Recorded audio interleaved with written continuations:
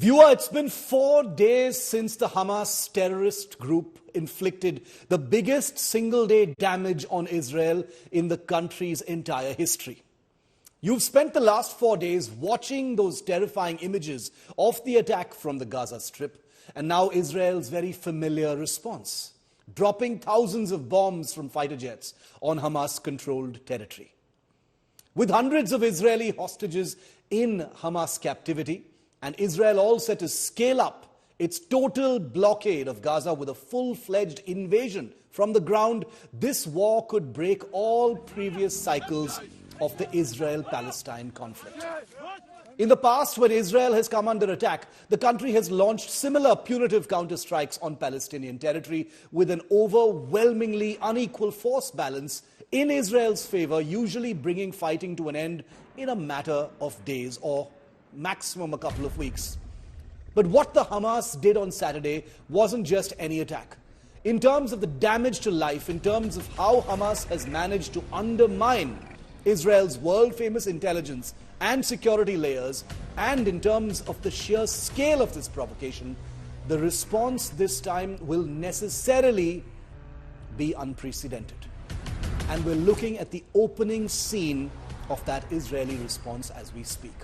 4 days into this conflict, the question we've all been asking is, how could this have happened? Is such a colossal intelligence collapse even possible?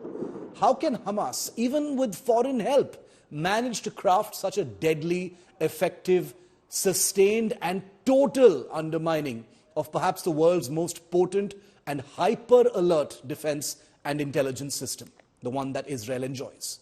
Sure, Hamas could have undermined a part of Israel's defenses, but to undermine them flawlessly over months it would have taken to plan this attack is something that doesn't go down so easily, does it? I'm sure you agree with me, viewer.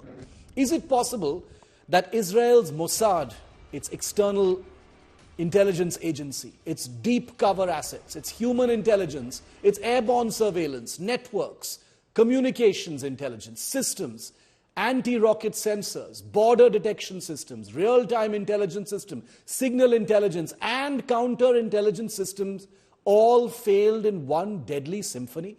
Is that even possible? Or is it that Hamas did what the terrorist group did, was simply spend months and years simply studying and identifying very difficult to detect cracks in this gargantuan Israeli defense shield, meticulously stitching together a plan that made these cracks work together with each other? Several of these cracks are already apparent now. For instance, Israeli border sensors are all pointed into Gaza.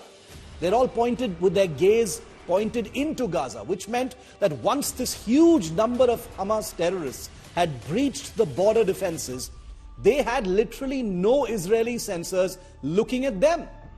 This is why the Hamas death squads went on that unchecked killing spree for hours after the infiltration, because the Israeli forces just didn't know what to do at that point of time, and it took hours before they could hit back.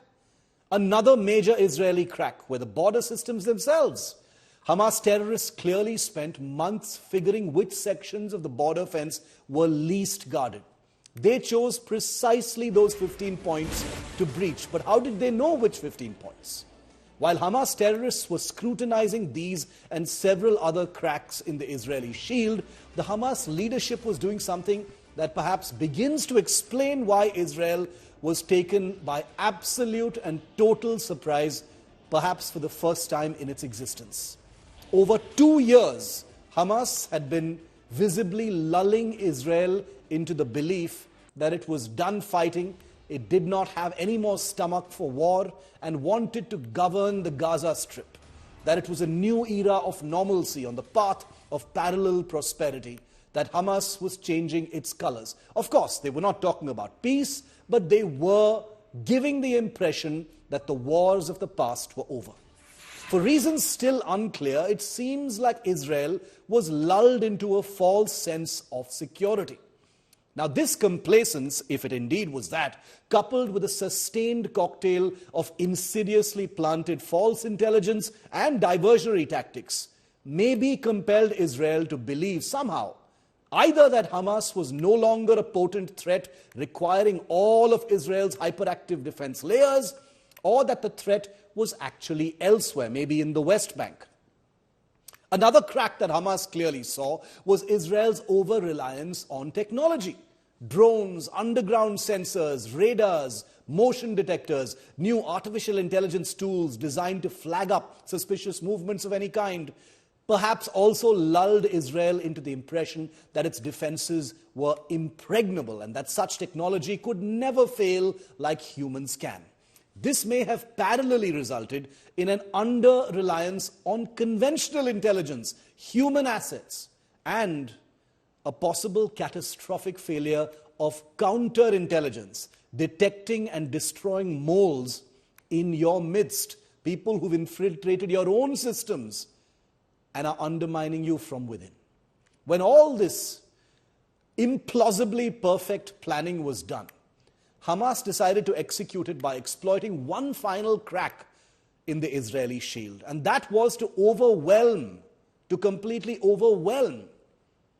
Hamas had clearly concluded that Israel's security systems were designed to detect small groups of terrorists or rockets, but not a military-scale assault by land, sea, and air, like a military would. And that's with 1,000 terrorists and thousands of rockets at once.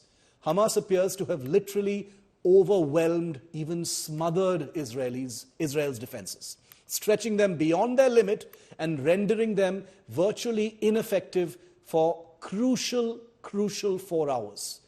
4 hours for those terrorists who were captured on camera, killing indiscriminately and taking hostages unchecked. That was all the time that they actually needed. But there's still a piece missing. How could all this happen so easily, even with all that I've just shared? What are we not seeing? What are we missing? There's plenty that we don't know, viewer, and I will admit that first off. But two things we know for sure at this stage. One, Israel's hard-earned reputation for being an intelligence powerhouse will never be the same again. And two, this could be the final end of Gaza. India's #1 political reporter. Defines what seems to be happening, vendetta politics. कोई दूध के से धुला हुआ नहीं है. Unmatched eye, unmatched experience. The world has changed. My black hair has become grey as well. And with unmatched passion for the story. Do not monopolize the conversation. When it's 100% news that matters. It's News Today with Rajdeep Sardesai. Monday to Friday, 9 p.m. Only on India Today TV.